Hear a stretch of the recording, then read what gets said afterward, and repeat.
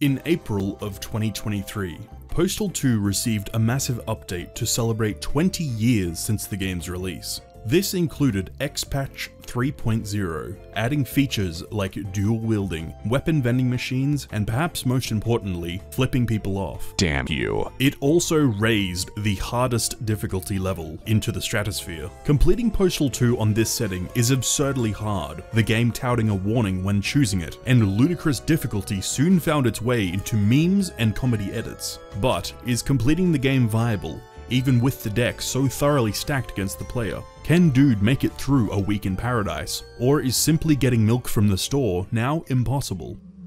The week starts innocently enough. The normal intro plays, the unnerving soundscape drones, and despite the residents of paradise being noticeably more well-armed than usual, we zoom to the Dude's trailer, ready to start the day. Monday's errands consist of grabbing some milk, picking up your paycheck from work, and making a stop at the bank. Simple, straightforward tasks. Grabbing the health pipe and heading into the house you've parked your trailer directly behind, grab the taser, body armor, and gasoline. Like most homes in paradise, the owners aren't fond of you breaking and entering, and respond accordingly. Hey you! This is the ludicrous difficulty experience. To offer perspective on what makes progressing so hard, we need to understand the challenges we're up against. In most iterations of Postal 2, regular citizens are typically unarmed and will more often than not flee from conflict. Very few carry so much as a pistol, and in the early game, it's generally only the police and specific groups that offer any armed resistance. This is not the case here. Every NPC is tooled up with Postal's many weapons, and they don't even have the courtesy to drop any of the weapons or ammo when killed.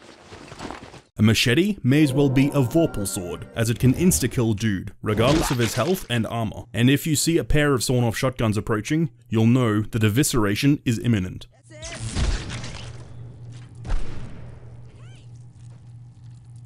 To give ourselves an ever so slight boost to our survival, there's a pistol we can safely grab early by heading behind the Dude's trailer and going through a small sewer pipe obscured by a bush. Continuing further leads to a massive underground sewer system that is accompanied by terrorists. While it is possible to fight through them, eventually ending up in Tora Bora, where you can find a machete of your own, I didn't have enough American patriotism, so I settled on collecting the pistol at the entrance and heading back above ground. This brings us to the first of many pathing decisions. The initial plan was similar to many playthroughs of Monday. Head up the street to get the milk, continue on to the office, and finally double back to the bank. With that in mind, there are 3 paths forward out of the first block of suburbs and into other parts of the map. Despite it being the farthest away, this load zone seems the most direct, as it leads just outside the milk store, and there are a number of buildings and alleyways to take cover in. With a pistol now in hand, grab the neighbor's stash and leave the house via broken glass. One death by castle doctrine may not seem excessive, but ludicrous difficulty spikes dramatically when crossing the mean streets of paradise. The first few attempts were thwarted by this NPC with a machete, immediately displaying the dominating power of edged weapons. Running up the small hill and making a mad dash through the arcade arises at the loading zone, but with little health. Despite this, the Lucky Ganesh and the milk we need is within reach. The next challenge is getting inside. Luckily, there is also a pathing mechanic here that we can abuse. If you attack an NPC that is on the road while on this ledge, they will path back to this staircase and attempt to match your elevation. We can use this to our advantage, as we can jump up to or down from this space at any time, and force NPCs to run away as needed. While they can still attack, they do so less while moving. Additionally, because of how narrow this ledge is, it also forces the NPCs into closer proximity to one another. While idle gunfire won't reliably take any of them down, friendly fire from higher tier explosives can do enough damage to dispatch an entire group. The inside of the Lucky Ganesh also has many lethal components. Very close quarters, multiple enemies, and Habib, the store's owner, that acts as a sort of mini-boss. Thank you for your unclean visit. What's up gamers, Editing Wizard here. To celebrate 10,000 subscribers, I'm going to stream Postal 3 here on YouTube. Click the bell if you want a notification when I go live, and why not hit the like button while you're down there if you're enjoying the video so far. Now, on to the next errand. The office we need to enter has one major obstacle guarding it, and that is the half-dozen protesters at its doors. The angry mob picketing against violent video games is extremely dangerous. Once the player is in sight, the entire group is alerted to your presence, and in a straight firefight against a group, we don't have enough firepower or expendable health to win. What's more is the random citizens that will inevitably chase you from the rear. Postal 2 keeps a consistent amount of bystanders spawned in on any given map. While you can raise or lower this cap to affect the difficulty, I left mine at the default of 15. This means that even if you were to clear this area of enemies, more will likely spawn and rush to your location, weapons drawn. It was at this point in the playthrough where my progress ground to a halt. Ill-equipped and fighting a war of attrition before I'd even considered heading to the bank. Frustrated, I decided to stand on the shoulders of giants and learn from more accomplished Postal players. To my surprise, not only were there completed runs of the Ludicrous difficulty, there was also pacifist playthroughs. These held insights into valuable tech and routes that could be taken to make completion more feasible. With newfound knowledge and a galvanized vision of success, I restarted the game, and Monday was no longer looking like the worst day of the week.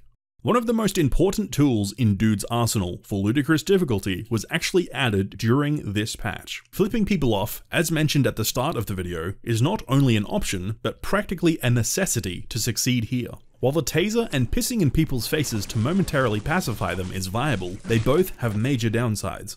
Sweet. The taser requires melee range to incapacitate a target, and only momentarily. Pissing has a slightly longer range, but is more difficult to pull off and seems inconsistent.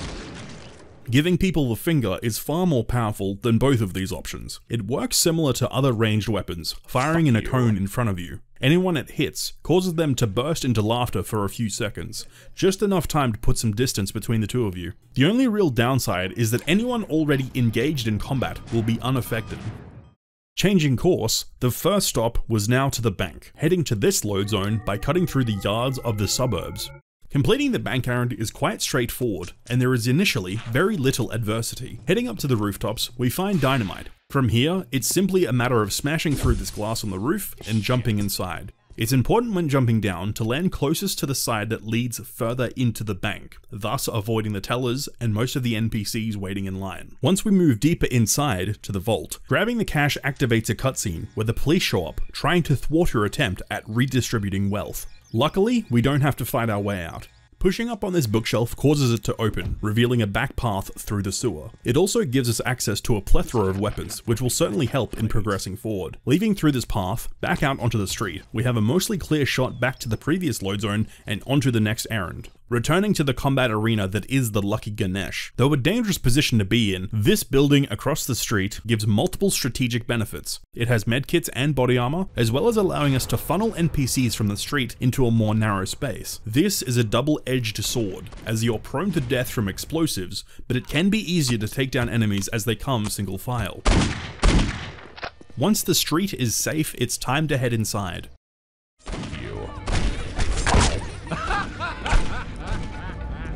As you can't pay for the milk on Ludicrous difficulty, we are forced to leave via the upstairs of the Lucky Ganesh. While it is possible to leave through the underground tunnel, this places you much further away from the next errand, and though the secret rocket launcher is tempting, we can leave it be for now. Upstairs, there is a number of enemies to face. Halfway through this corridor, there is also a double health pickup, offering a small boost to your survivability. Exit via the second story window, grabbing the health pack if you need one, and immediately head left to load into the final and most formidable errand. Heading to the right, passing under this bridge and along this empty ditch will be your last opportunity to catch your breath and enjoy a moment of peace before charging headfirst into the meat grinder. This ditch thankfully bypasses the initial glut of enemies. We aren't forced to fight through this office complex or travel up this wide open road. There's even a fantastic little respite tucked away in cover with 2 health packs and body armor. From here, we need to head up out of this ditch into this open area. Clearing any in our direct path is necessary so that we can get up and around safely onto this bridge. This is where the dynamite we picked up earlier is crucial.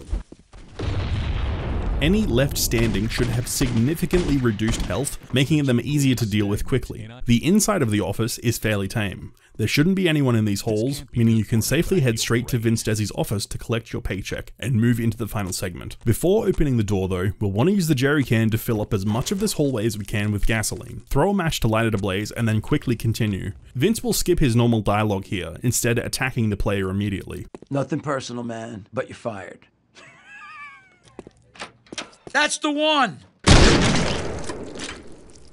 While you can flip him off, I found it's much safer to use the taser in this instance, as there isn't any other enemies around to attack you, and the stun will last until well after you've left the room. After grabbing the paycheck, more protesters will rush the building and make a beeline for you. This is where the fire we just lit comes into play. Typically NPCs will avoid fire on the ground, and despite them being part of a cutscene, these NPCs are no exception. This is mostly a precaution, as we are leaving via the back of the office instead of the entrance we just came through. Keep the taser equipped and head down the stairs, hitting this employee on the way past to avoid any damage, exit the building, heading left, and jump straight into this dumpster. From inside this wonderful trash box, we can abuse a small gap in the lid, which grants us complete cover, but still allows us to shoot out from inside. This is a good opportunity to use the bass sniffer to make sure the area is clear before proceeding, as there isn't much cover in this long alleyway, and you'll be very exposed. The pipeline that runs along the outside of the building will also explode if it's shot, which you may find useful, but I didn't utilize in this playthrough. Around the corner towards the end of this section, there are a few more enemies to be wary of. Taking it slow and using the radar to anticipate them will make things much easier. Making it up the stairs thankfully ends the level right there, as once all errands are complete, you only need to proceed through a load zone to finish the day. And there it is. The ludicrous difficulty is exactly as the name suggests, and offers nothing shy of an incredible challenge. While unforgivably hard, I also found it to be immensely satisfying. Simply comment Tuesday if you wish to see another installment, and make sure you check out the links in the description to see Frostomator X and Chris's runs of the ludicrous difficulty that made completing Monday even possible.